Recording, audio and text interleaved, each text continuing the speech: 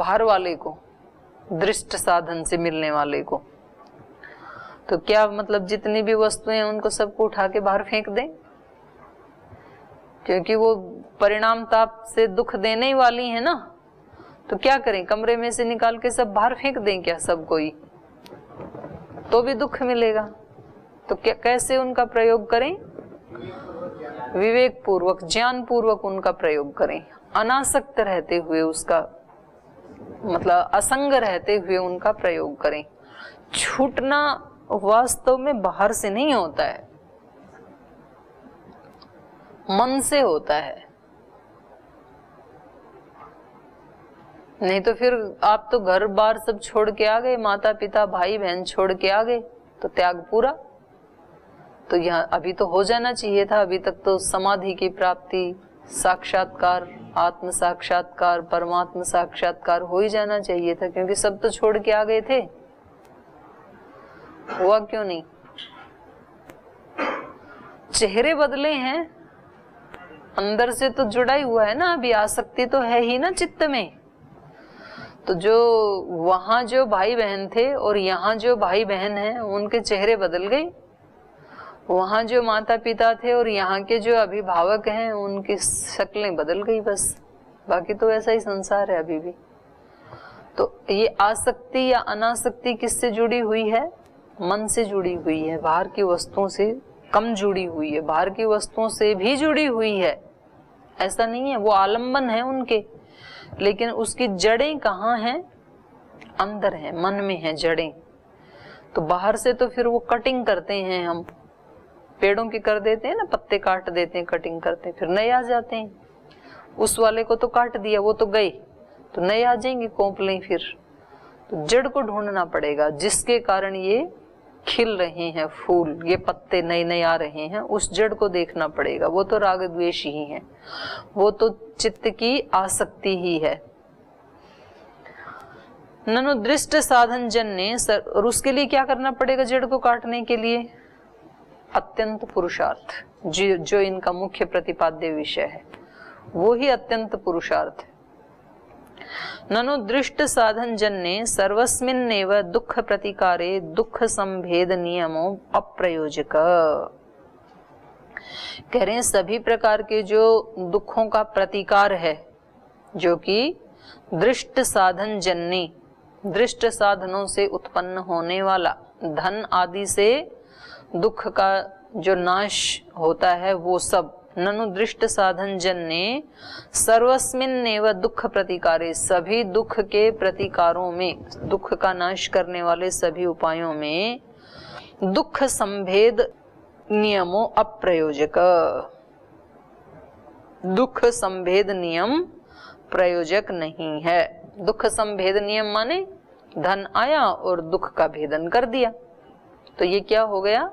दुख संभेद नियम हो गया ये, कि दृष्ट साधन से हम कुछ स्थान के ऊपर दुख का भेदन कर सकते हैं। सब जगह ये नियम ठीक काम नहीं करता है। दुख प्रतिकारे दुख संभेद नियमों अप्रयोजक, सब जगह ये प्रयोजक नहीं बनता है। सारे दुखों को ये दृष्ट साधन ठीक नहीं कर पाते हैं। तथा च स्मर्यते, जैसे कि महाभाष्य का है ये, यन्न दुखेन संभिन्नम न च ग्रस्तम अनंतरम अभिलाषोपनीतम च तत्सुखम स्वपदास्पदम। कौन सा सुख स्वपद है? तो कह रहे हैं यन्न दुखेन संभिन्नम, ऐसा सुख जिसमें दुख थोड़ा सा भी मिला हुआ ना हो, जो दुख से मिश्रित ना हो। संसार के सुख सारे क्या हैं? दुख से मिश्रित हैं। सुख तो आता है, लेकिन किसी को तो पीड़ा हमने दे दी तो वो भी इसमें मिल के आती है। कहते हैं ना कि भाई ये जो इसके पास जो संसाधन हैं, ये तो किसी लोगों के खून से सने हुए हैं, किसी व्यक्ति का खून करके इस व्यक्ति ने धन अर्जित किया। तो कहते हैं इसके ये जो संसाधन हैं ये सब दूसरे गरीब लोगों के रक्त से सने हुए हैं। तो सम्मिश्रण हो गया ना इन सुखों में, दूसरों की आहों का, दूसरों की चीत्कारों का, दूसरों की करुण पुकारों का। तो जो मांसाहार आदि करते हैं तो उनको मांसाहार के साथ साथ वो भी मिलता है साथ में। उस प्राणी ने जब उसको काटा जा रहा था तो काटते समय उसकी क्या क्या भावनाएं रही, डर था उसके अंदर, और इस व्यक्ति के प्रति घृणा थी कि ये मेरे को काट रहा है, तो भय, घृणा, आक्रोश, बदला लेने की भी भावना थी, ले नहीं पाया वो अलग बात है। द्वेष भी था। तो ये सारी भावनाएं रक्त के माध्यम से उसके सारे अस्तित्व में तो चली गई। तो जब हमने उसको मारा तो आत्मा तो चली गई, पर ये जो मांस हम खा रहे हैं इसमें सारी भावनाएं भरी हुई है ना, तो वो भी तो साथ मिलेगा। सुख तो मिला, लेकिन सुख के साथ साथ ये भी मिश्रित रूप में मिला हुआ ये भी है। तो ऐसे जब हम दृष्ट साधनों से, दृष्ट साधन बढ़ाए तभी जाते हैं जब किसी को कष्ट दिया जाता है, तो उसके साथ साथ फिर ये भी है। तो ये कह रहे हैं कि कौन सा सुख प्योर है, अत्यंत निवृत्ति कौन सी है दुख की? यन्न दुखेन संभिन्नम, जिसमें दुख मिला हुआ ना हो, दुख का लेश मात्र भी ना हो जिसमें, और नैच ग्रस्तम अनंतरम, और एक बार आने के बाद दोबारा जो जाए नहीं, जो ग्रसित ना हो। ग्रसित मतलब निगल जाना। कभी तो सुख आता है फिर कभी वो चला जाता है, उसको दूसरे निगल लेते हैं। तो नैच ग्रस्तम अनंतरम, जो उसको कभी छोड़ करके ना जाए, और अभिलाषोपनीतम च, जैसे ही अभिलाषा की और तुरंत वो प्राप्त हो जाए। बाहर के सुख ऐसे हैं ना कि जब चाहते हैं और जहां चाहते हैं और जितनी देर चाहते हैं उतना तो मिलते नहीं ना। बाहर के सुख तो ऐसे ही हैं, वो थोड़ी समय के लिए मिलते हैं, वो सब जगह नहीं मिलते हैं। कभी हम जब अत्यंत मुसीबत में होते हैं तो उस समय हमें अपने माता पिता की, गुरुजनों की, अपने मित्रों की जब अत्यंत आवश्यकता होती है तब तो वो मिलते ही नहीं है, क्योंकि वो कहीं दूसरे शहर में रहते हैं, तो वो सब जगह नहीं मिल सकते हैं। फिर उनको बुला भी लें मान लो जैसे तैसे करके, तो जितनी देर चाहते हैं उतनी देर नहीं मिलते। वो कहते हैं 2 दिन में अब तो हमें जाना पड़ेगा, हम नहीं रह सकते हैं आपके साथ। और हम चाहते थे कि ये हमारे साथ 6 महीना 10 महीना या सदा सदा के लिए रहें, तो जितनी देर चाहते हैं उतनी देर नहीं मिलते हैं, जहां चाहते हैं वहां नहीं मिलते हैं, जब चाहते हैं तब नहीं मिलते हैं। तो हमें सुख कैसा चाहिए? अभिलाषोपनीतम च, जैसे ही हमने अभिलाषा की और तुरंत उपस्थित हो गया, ऐसा सुख चाहिए हमें। तो ऐसा सुख तो कहाँ संभव है और किसका संभव है? परमात्मा का ही संभव है, क्योंकि परमात्मा हर जगह है। आप जहां चाहो वो सुख मिलेगा, जब चाहो तब मिलेगा, क्योंकि वो 24 घंटे उपस्थित है, और जितना चाहो उतना मिलेगा, क्योंकि न कुतश्च नो न, उसमें कोई न्यूनता नहीं है। अकामो धीरो अमृतो स्वयंभू रसेन तृप्तः न कुतश्च नो न, वो कहीं से भी न्यून नहीं है, कहीं से भी कम नहीं है। वो तो जितना चाहे ले लो, आपकी लेने की ताकत खत्म हो जाएगी, लेकिन उसकी देने की ताकत खत्म नहीं होगी। कितना भी ले लो, और केवल आप ही क्यों, सारी सृष्टि ले लो, आपके साथी भी ले लें, आपके परिवार वाले भी ले लें, जो आपके दूसरे संस्थानों में पढ़ते हैं वो लोग भी ले लें, जो आपके शत्रु हैं वो भी ले लें, सब ले लें, तो भी उसमें कोई न्यूनता नहीं आएगी। ऐसा सुख चाहिए इस साधक को। यन्न दुखेन संभिन्नम न च ग्रस्तम अनंतरम अभिलाषोपनीतम च तत् सुखम स्वपदास्पदम। वो सुख कैसा है? इन्होंने यहाँ स्व शब्द का जो इन्होंने हिंदी की है ना, इन्होंने स्वर्ग कहा है कि वो तो स्वर्ग का सुख है, लेकिन यहाँ स्व का अर्थ होता है अपनी आत्मा से मिलने वाला सुख, अपने ही स्वरूप से मिलने वाला जो सुख है। स्वपद, स्वपदास्पदम, वो स्व शब्द से कहा जाता है, अर्थात वो आत्म सुख, आत्मा के सुख से कहा जाता है। ऐसा सुख तो परमात्मा का ही सुख है, जो अपने अंतःकरण में, अपनी आत्मा में ही प्राप्त हो सकता है। तो उसको प्राप्त करने के लिए हमें क्या करना है? अत्यंत पुरुषार्थ। अत्यंत पुरुषार्थ से ऐसा सुख मिलेगा और दुख की अत्यंत निवृत्ति, फिर दुख का सम्मिश्रण भी नहीं है कि थोड़ा बहुत तो आ ही जाता होगा जी। इतना पुरुषार्थ करके योगी को जो सुख मिला जीवन मुक्ति का, विवेक ज्ञान का, तो किसी को लगता है कि जी फिर कभी कभी जैसे उनको भी कोई बीमारी आ जाए, कुछ थोड़ा बहुत उनके घर परिवार में कुछ ऐसा हो जाए, संबंधियों को हो जाए, तो उनको थोड़ा बहुत तो दुख होता ही होगा। ये कह रहे नहीं, यन्न दुखेन संभिन्नम, उसमें लेश मात्र भी नहीं होता है दुख। वो दोनों के ऊपर ही चले गए ना, सांसारिक लौकिक सुख और लौकिक दुख, जिसको गीता में त्रिगुणातीत वाली स्थिति कही। और एक बार आके जाता नहीं है फिर। अब ये सुख तो ऐसे हैं, आज तो आए, आज तो एसी लगाया और कल ही खराब हो गया तो सुख भी गया। खराब हो ही जाते हैं, खराब भी ना हो तो पुराने हो जाते हैं, टूट जाते हैं, कुछ ना कुछ तो ये तो आके चले जाते हैं ना। एक ऐसा भी सुख है जो एक बार आने के बाद कभी जाता नहीं है। एक सात्विकता का सुख है, सत्वगुण का, तो वो जब आता है तो मिल जाता है, लेकिन सत्वगुण गया तो दोबारा रजोगुण तमोगुण आ जाते हैं। तो हम देखते हैं हमारे चित्त की कभी कभी इतनी अच्छी स्थिति होती है कि लगता है कि कहीं जीवन में दुख का लेश मात्र भी है ही नहीं, और मेरे से ज्यादा सुखी आत्मा तो कोई धरती पे है ही नहीं, पूर्ण तृप्ति। और अगले समय में देखते हैं कि फिर चित्त विचलित, फिर दुख की प्राप्ति, तो फिर रजोगुण तमोगुण आते हैं। और ये सुख कैसा है, ये एक बार आकर के फिर जाता नहीं है। तो कितना अच्छा सुख है, नैचग्रस्तम अनंतरम। और दूसरे सुख ऐसे हैं, पहले अभिलाषा करो, फिर किसी को कहो, फिर वो चीज आएगी, तब कहीं जाके सुख मिलेगा। और ये तो जब चाहा तभी प्राप्त है। तो मीराबाई ऐसे बोलती थी, उनके जो श्लोक हैं, नैनों की चिकडारी के प्रभु को लियो रिझाए। जब इच्छा होती है तो मैं अपनी पलकों को बंद करती हूँ और अंदर ही अपने प्रभु को पाती हूँ, और जितनी देर चाहूं उसके साथ रहती हूँ। तो वहां कोई रोकने वाला भी नहीं है।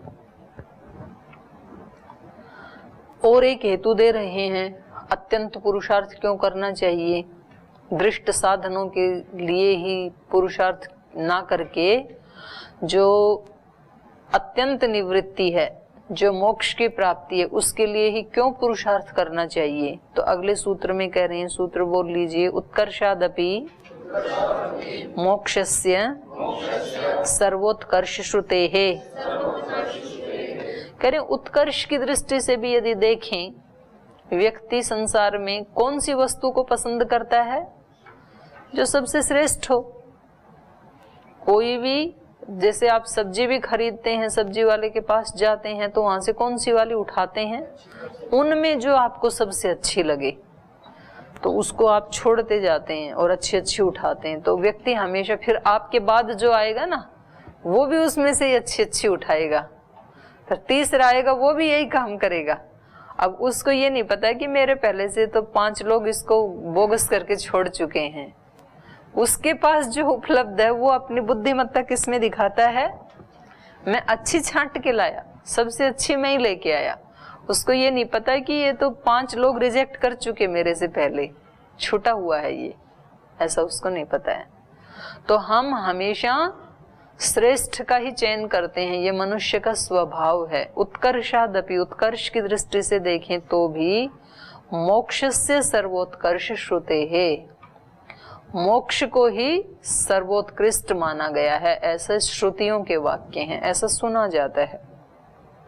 दृष्ट साधना असाध्यस्य मोक्षस्य दृष्ट साधन साध्य राज्यादिभ्यः उत्कर्षाद तेषु दुख सत्ता अवधार्यते।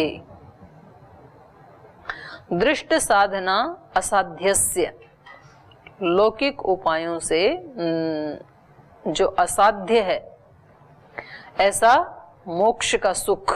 दृष्ट साधना असाध्यस्य मोक्षस्य, दृष्ट साधन साध्य, दृष्ट साधनों से साध्य कौन से सुख हैं, राज्य आदि के, उससे कोई व्यक्ति राज्य का सुख ले सकता है, मकान गाड़ी आदि का सुख ले सकता है, तो ये सुख हैं।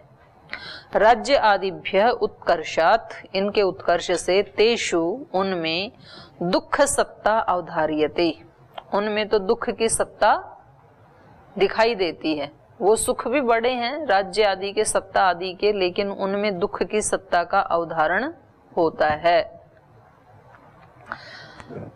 तेषु दुख सत्ता अवधार्यते। अपि शब्दात, सूत्र में जो अपि कहा ना, उत्कर्षाद अपि, अपि शब्दात त्रिगुणत्व आदि अपि, कह रहे हैं या अपि कहने से क्या कहना चाह रहे हैं सूत्रकार, कि त्रिगुण से भी जो सुख मिलता है, त्रिगुणत्व आदिरपि, उनसे भी, त्रिगुण में कभी तो रजोगुण से व्यक्ति को सुख की अनुभूति होती है, कभी सत्वगुण से होती है, कभी कभी तमोगुण से भी होती है। तीनों गुणों से सुख की अनुभूति करता है। तमोगुण से सुख की अनुभूति कब करता है? जब थका हुआ है और अच्छी सी उसको नींद आ जाए तो तमोगुण से सुख की अनुभूति होती है। रजोगुण से सुख की अनुभूति कब होती है? जब अभीप्सित वस्तु मिल जाए, जो हम चाह रहे थे वो हमें मिल जाए, तो ये रजोगुण से तृप्ति है। सत्वगुण से तृप्ति कब होती है? जब ज्ञान की प्राप्ति होती है, राग द्वेष आदि हट जाते हैं, तो वो जो ज्ञान की स्थिति में रहने से जो सुख की प्राप्ति, वो पीछे वाले दोनों से भी उत्कृष्ट है। तो त्रिगुण से भी सुख की प्राप्ति होती है, लेकिन ये जो सुख की प्राप्ति है ये उन त्रिगुण से मिलने वाले सुखों से भी ज्यादा उत्कृष्ट है। तो इसलिए आपने वहां देखा ना योग दर्शन में वो जो सूत्र है ऋतंभरा प्रज्ञा वाला, धर्म में एक समाधि, चौथे पाद में, प्रसंख्याने अपि कुसीदस्य धर्म,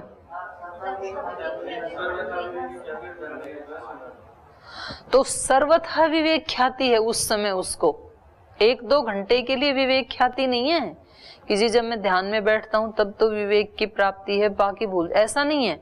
उसको 24 घंटे सर्वथा विवेक ख्याति है, लेकिन वो उससे भी ऊपर उठना चाहता है, उसको भी छोड़ देना चाहता है। वो तो बहुत ऊंची चीज है ना सर्वथा विवेक ख्याति वाली, तो क्योंकि उसमें तो अंधकार का लेश मात्र भी आएगा ही नहीं। सदा सूर्योदय है। धरती पे रहते हैं तो 12 घंटे के बाद रात आती है, और धरती से थोड़ा ऊपर उड़े, आसमान में जाएं तो और 4-6 घंटे सूर्य दिखाई देगा, क्योंकि वहां पर और ऊपर उठ गए ना हम पृथ्वी से, और उससे भी ऊपर उठ जाएं, द्युलोक में चले जाएं, तो फिर रात है ही नहीं, फिर तो दिन ही दिन है। तो ये योगी अपनी चेतना के स्तर को इतना ऊंचा उठा लिया कि रजोगुण तमोगुण तो उसको कभी बाधित करते ही नहीं है, सदा ज्ञान की स्थिति में, सदा समाधि की स्थिति में है। और जो क्लेश वाले जो बीज थे उनको भी दग्ध बीज कर दिया है। विवेक ख्याति हमेशा बनी हुई है, लेकिन उसको भी छोड़ना चाहता है वो।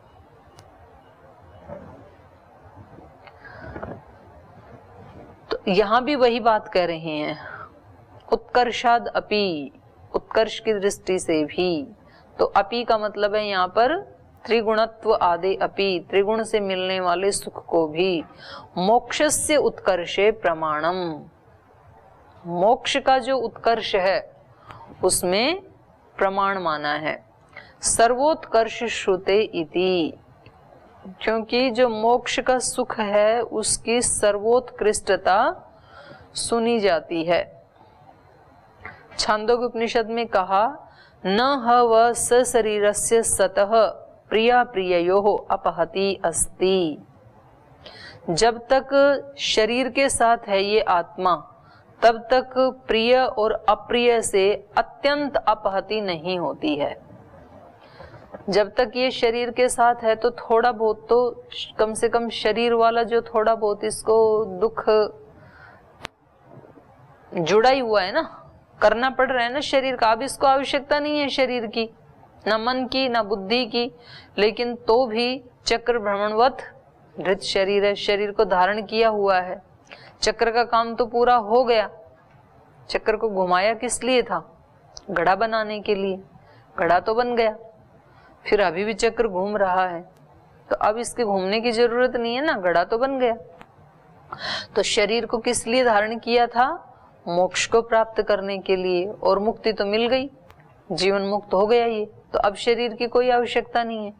लेकिन तो भी जैसे वो चक्र तब तक घूमेगा जितना उसको वेग दे दिया था घुमाते समय कुम्हार ने, तो ये शरीर भी तब तक चलेगा जब इस शरीर के पैदा होते समय इस शरीर को जितना वेग दे दिया था उतने देर तक चलेगी इस जीवन की यात्रा। तो ये चलती है तो उतनी देर के लिए तो कम से कम उस ये शरीर बाधक ही है उसके लिए, उसको कह रहे हैं वहां उपनिषदों में विदेह मुक्ति की उत्कृष्टता को बताने के लिए ये लाइन कही है। न व सशरीरस्य सतः, सशरीर के रहने तक प्रिय अप्रियो अपहति अस्ति, अशरीरम व संतम प्रिया प्रिय न स्पृशत। लेकिन जैसे ही ये अशरीर हो जाता है आत्मा, शरीर का भी त्याग देता है, तो फिर प्रिय या अप्रिय का स्पर्श भी नहीं होता है, छुएंगे ही कहाँ, क्योंकि आत्मा कैवल्य को प्राप्त हो गया, जीवन से भी विदेह हो गया। इत्यादि ना विदेह कैवल्यस्य उत्कर्ष श्रुते इत्यर्थः। तो इस प्रकार के जो उदाहरण हैं या योग दर्शन का जो मैंने अभी दिया सर्वथा विवेक ख्याते वाला, तो ये सारे उदाहरण क्या बता रहे हैं कि जो विदेह कैवल्य है वो ही सबसे उत्कृष्ट स्थिति है आत्मा के लिए। सबसे टॉप, सबसे उत्कृष्ट स्थिति क्या है? विदेह कैवल्य। शरीर को भी जब छोड़ दिया इसने और अब ये परमात्मा के आनंद में आनंदित है, ये आत्मा की सबसे उत्कृष्ट स्थिति है मोक्ष वाली।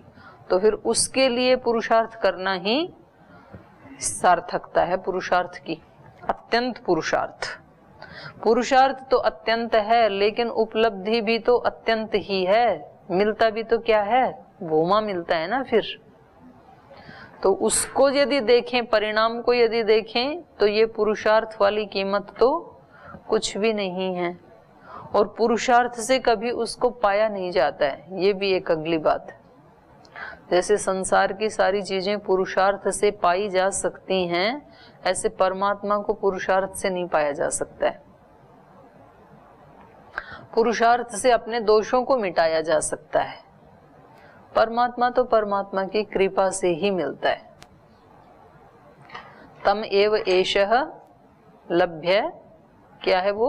नायम आत्मा प्रवचनेन लभ्य, न मेधया न बहुना श्रुतेन यम एव एष वृणुते। जिसको ये चुन लेता है तेन लभ्य, उसके द्वारा प्राप्त किया जा सकता है।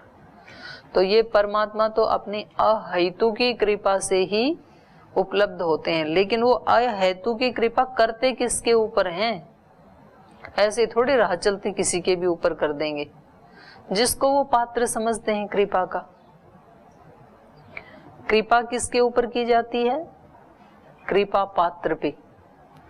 तो पुरुषार्थ करके ये व्यक्ति पात्र तो बन सकता है, लेकिन जबरदस्ती कृपा ले नहीं सकता है कि कृपा देते हो कि नहीं देते हो।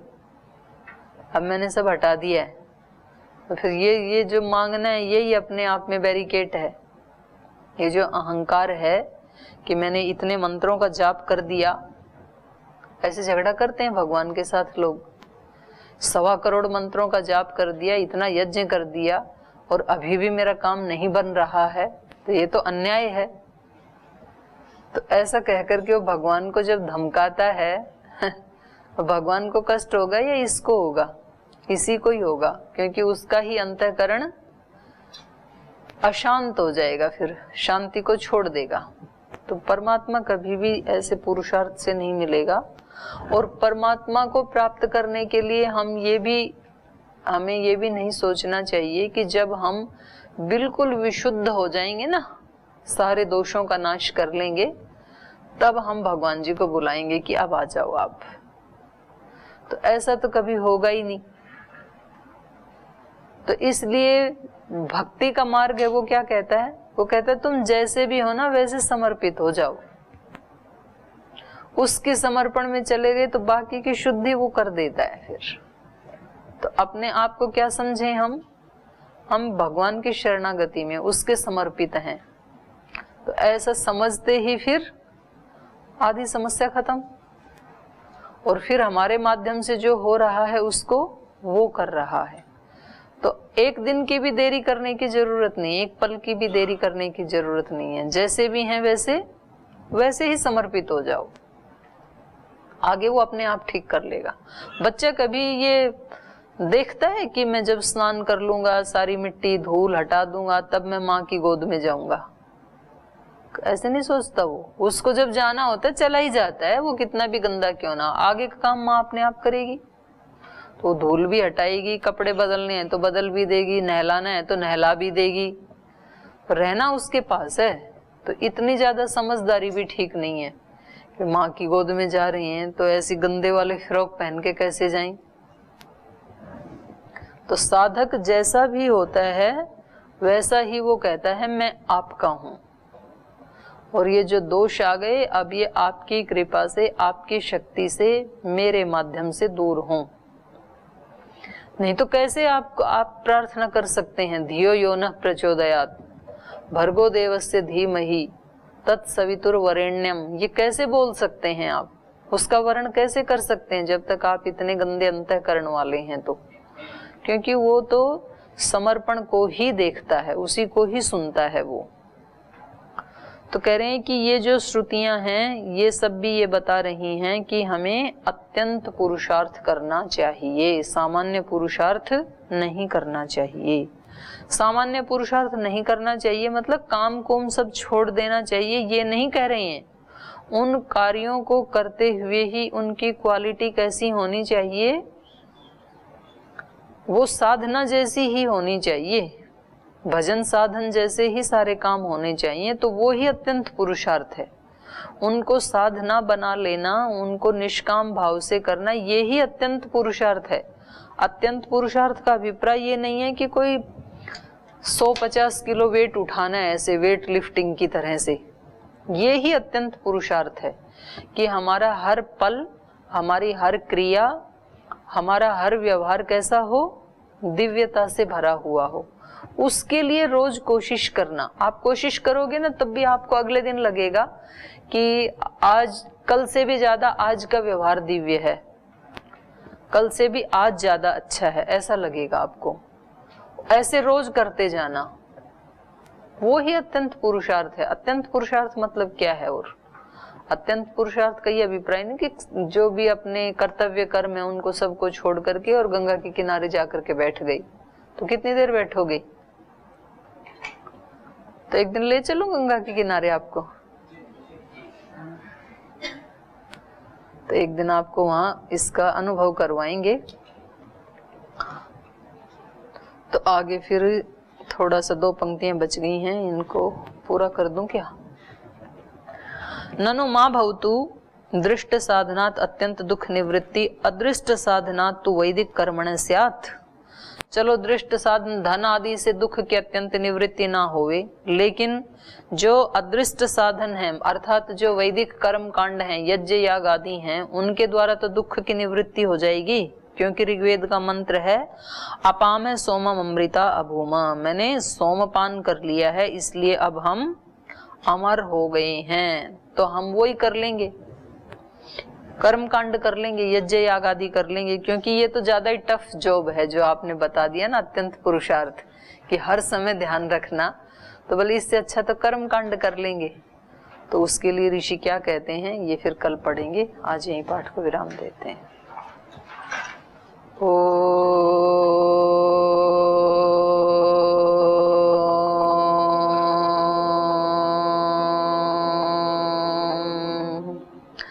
शांति शांति शांति।